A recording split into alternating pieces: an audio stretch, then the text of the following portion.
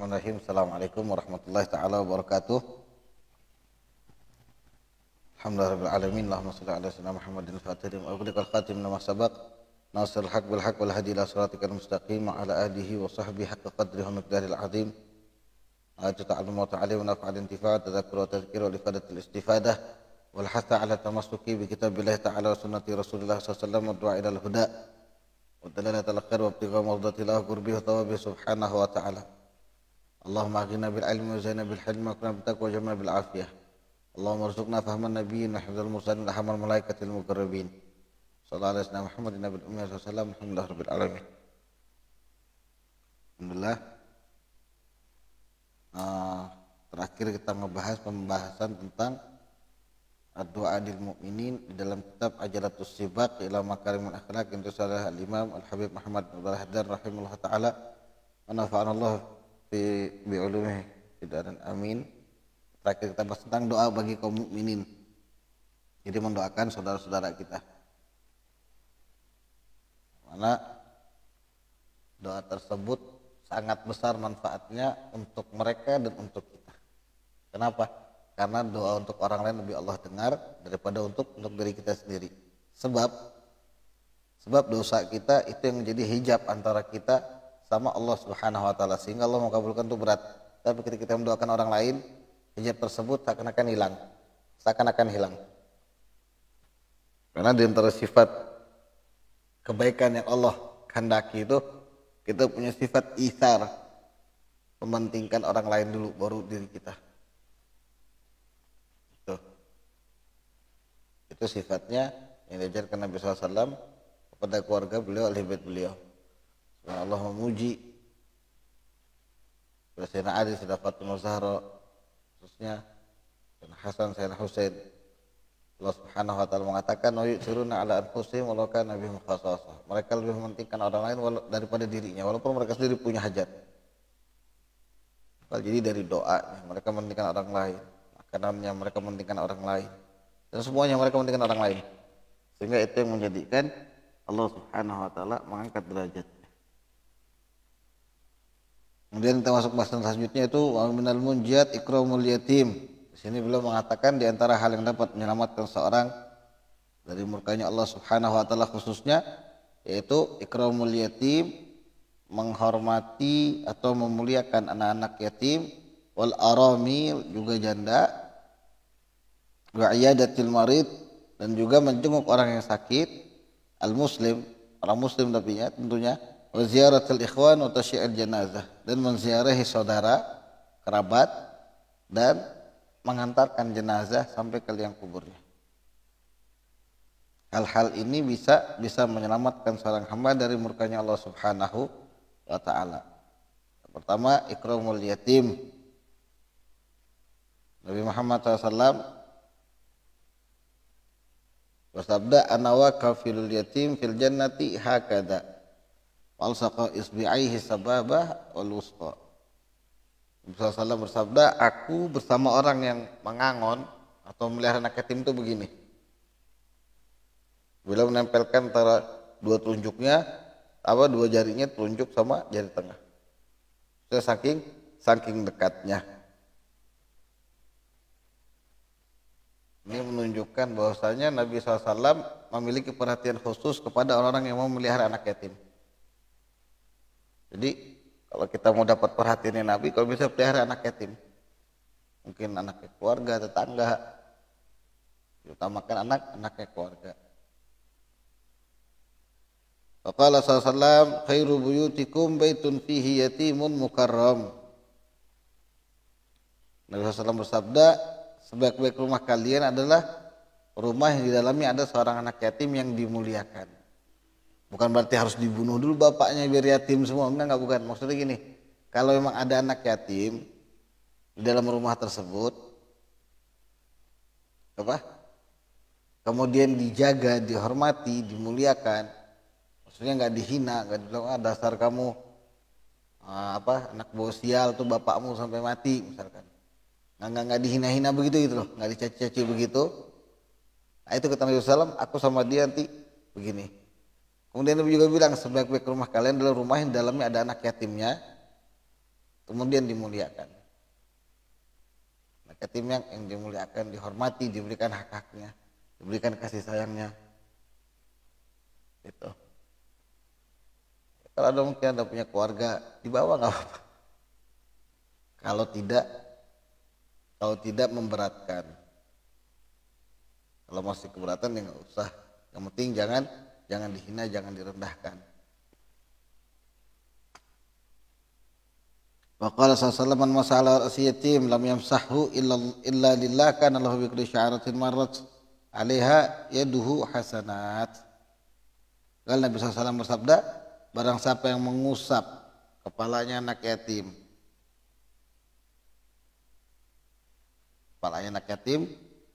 dia tidak mengusapnya kecuali hanya karena Allah, karena sebab kasih sayang. Dia itu disayang anak yatim, sebab bilang ini penuh rahmat, ini begini. Dia sayang, dia hormati, dia usap kepala anak yatim tadi karena Allah Subhanahu wa taala. Maka setiap rambut yang dilewati tangannya itu Allah tuliskan kebaikan yang banyak. Jadi nggak cuma satu kebaikan, tapi kebaikan yang banyak.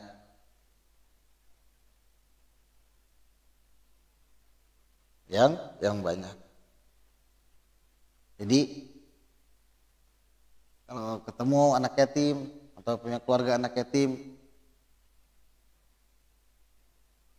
diusap kepalanya. Yatim di sini maksudnya yang belum balik ya, bukan yang sudah balik. Ntar yang sudah balik dicari lagi, bukannya. Ini kecil-kecil yang belum balik, yang belum masuk kategori dewasa. Tapi belum remaja, berarti kurang lebih umurnya di bawah 9 tahunan. Di bawah 9 tahunan itu jelas, mau dia 8 tahun, dia belum balik itu namanya. Kalau dia di atas 9 tahun itu masih antara-antara, dia bisa sudah balik lewat mimpi dan sebagainya. Ini di bawah 9 tahun yang jelas banget sudah gitu loh. Kemudian Nabi SAW bersabda, imsara asal yatim hakadha ila maqdami ra'sih. Kalau ngusap kepala anak yatim itu begini. Jadi Nabi SAW kalau ngusap anak yatim dari belakang ke depan. Gini. Ini kalau anak yatim dari belakang ke depan. Tapi kalau dia punya orang tua, kata Nabi SAW, wa man lahu abun hakadha ila ma'akhari ra'sih. Kalau dia punya orang tua begini. Ya masih ada abahnya, bukan yatim.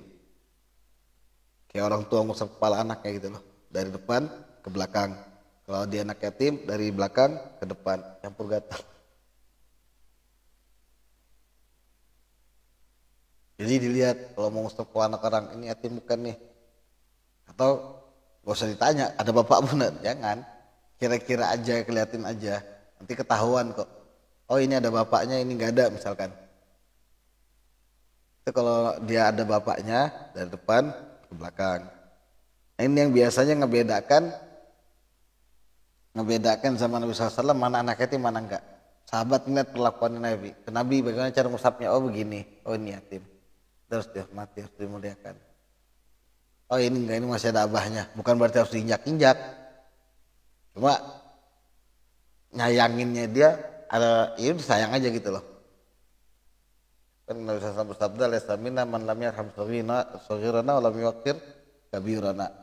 Bukan termasuk golongan kami orang yang tidak menyayangi anak-anak kecil di antara kami dan tidak menghormati orang tua di antara kami. Sampai ada satu dulu, maksudnya satu riwayat katakan Nabi SAW pernah mengusap kepalanya anak yatim itu.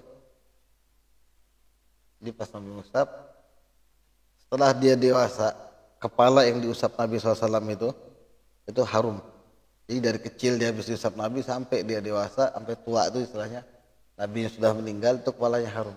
Sebab keberkahan dari tangan mulia Nabi Muhammad SAW. Wa qala sallallahu inna fil jannati daron yuqalu laha darul farah la yadkhula illa man farraha yatamal muslimin. Nabi SAW bersabda, sungguhnya di dalam surga itu nanti ada satu rumah. Ada satu istana lah, ada satu bangunan. Yuqalu laha, Yang disebut bangunan tersebut atau istana tersebut Darul Farah, rumah atau istana kebahagiaan. Oh, sudah di surga, di dalamnya ada lagi istana kebahagiaan. La yadkhuluha, tidak akan masuk ke dalam Darul Farah tersebut illa man farrahal yatamal muslimin. Tidak akan masuk ke dalam rumah kebahagiaan tersebut atau istana kebahagiaan tersebut, Darul Falah tadi, Darul Farah tadi, kecuali orang-orang yang menggembirakan anak-anak yatim daripada kaum muslimin. Anak yatim kaum muslimin. Jadi nanti Allah siapkan tempat khusus nih buat orang-orang yang baik sama anak yatim. Wa fi riwayah, ada juga mengatakan illa man farraha sibyan. Darul Farah tadi itu enggak Allah sediakan kecuali untuk orang-orang yang menggembirakan anak-anak kecil. Itu riwayat lain.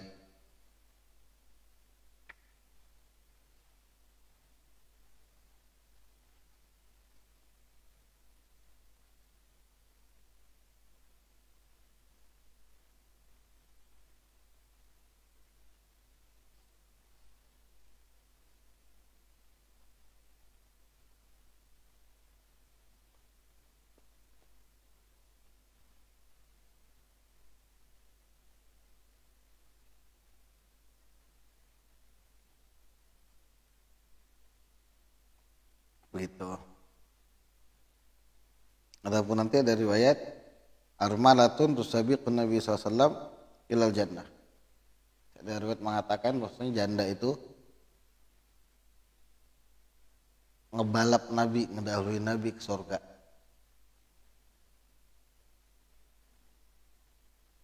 Hadhil mar'ah habasat nafsaha min az-zawaj wa hiya saf'a li khaddain. Jadi yaitu janda yang dia nggak mau nikah,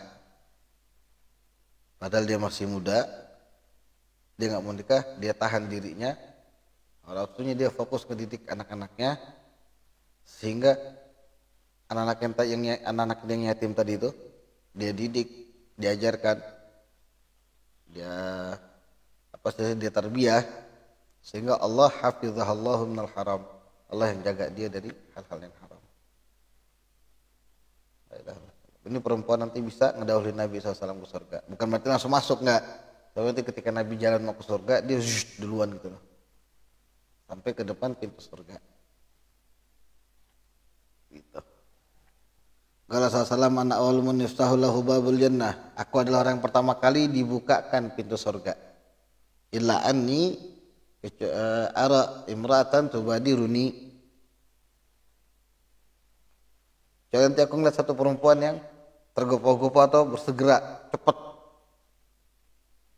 duluin aku gitu, kata Nabi SAW.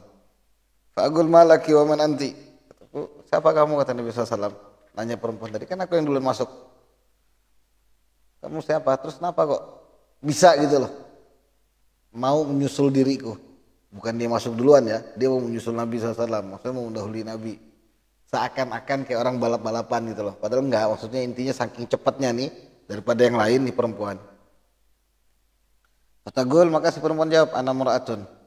Aku wanita qa'atu ala aitamin li, yang sibuk ngedidik anak-anak yatimku. Gitu.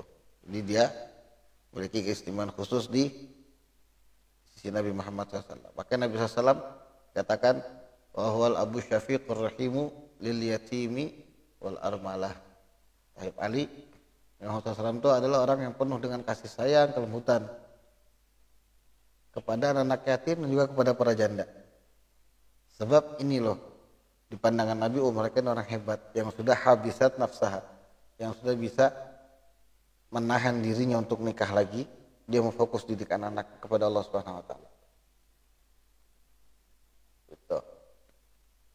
Itu yang di salah satu pandangan Nabi Muhammad sallallahu alaihi wasallam. Sebab dulu janda itu di zaman jahiliyah, janda itu dipandang sebelah mata. Seakan-akan mereka begitu tinggal suaminya meninggal nih, udah jadi mainan. Kasar-kasar Semenjak Nabi SAW datang, enggak. Hak-haknya kembali ke orangnya masing-masing. Wallahu a'lam bishawab.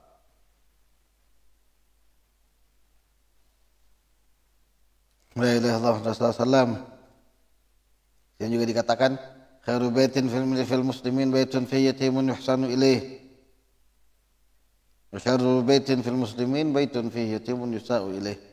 Sebaik-baik rumah adalah rumah yang dalamnya ada anak yatim yang dihormati di dalamnya, berbuat baik sama si anak yatim tadi. Dan seburuk-buruknya rumah yang kalau ada anak yatim di dalamnya tapi disiksa, dibuat buruk gitu loh, dihina-hina. La ilaha illallah. Jadi Darul Farah tadi itu salah satu tempat bagi orang-orang yang memuliakan, menghormati anak-anak yatim, yang mau ikut andil dalam mendidik anak yatim. Ada riwayat lain mengatakan orang yang kerjaannya di dunia suka nyenengkan hati anak kecil. Kalau anak kecil ini masya Allah rahmatnya besar. Ada satu riwayat mengatakan bahwasanya Allah pernah murka sama satu daerah, satu desa, sebab dari utusnya maksiat semua. Maksudnya 80-90% ini maksiat semua intinya. Mungkin yang sholat sedikit, tinggal yang tua-tua. Yang ibadah itu sedikit banget, yang sujud di hadapan itu sedikit banget.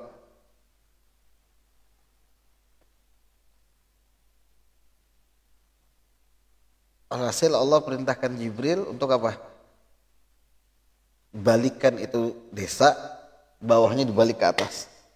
Sudah dihancurkan semua biar mati aja katanya Allah. Allah nggak punya sifat rahmah dong, nggak begitu. Siapa bilang? Justru itu diantara tanda rahmatnya Allah. Kalau nggak digitukan sama Allah, dosanya makin besar. Akhirnya hukumannya dia makin panjang di akhirat nanti. Falamma nazala Jibril, ketika malaikat Jibril itu sampai ke desa tersebut, wa arada yakla'aha, mau diangkatnya semua dibalik begini. Intabahat tiflun, ada satu bayi bangun, nangis. Fabaka faqamat ummuhu, ibunya bangun kaget dengar bayinya nangis. Habis itu diangkat, digendong, ditenangin, disusuin, dikasih ASI. Langsung Allah wahyukan ke malaikat Jibril, ankufa anhum fa inni qad rahimtuhum wa dafa'tu anhumul adzab bi rahmati hadhil mar'ah li waladiha. Stop, jangan diteruskan, kata Allah untuk Jibril. Stop. Jangan dilanjutkan. Jibril kan kasarnya bingung dong loh, kenapa ya Allah? Maka Allah jawab, qad rahimtuhum. Aku telah merahmati mereka dan aku jauhkan dari mereka itu azab sebab kasih sayang si ibu kepada anak tadi. Nyusuin. Sebabnya itu doang. Sebabnya gara-gara kasih sayang. Jadi anak kecil ini luar biasa. Kalau kita bisa nyayangin mereka bisa menyelamatkan kita nanti di hadapan Allah. Karena Nabi SAW itu sama anak kecil, sama anak yatim khususnya, betul-betul perhatian. Ada satu cerita juga waktu Lebaran, Hari Raya Id, Nabi Muhammad SAW ngelihat satu bocah termenung, kayak ungut gitu loh. Lalu panggil sama Nabi sini katanya, kenapa? Lalu kata si anak ini yatim. Abah saya meninggal berperang sama Rasulullah SAW. Dia nggak tahu kalau pendiri Nabi Muhammad SAW. Dia awalnya nggak tahu, maksudnya nggak tahu tuh bukan karena dia fokus meratapi nasibnya gitu loh. Jadi kayak nggak ngas sampai ngajak bicara.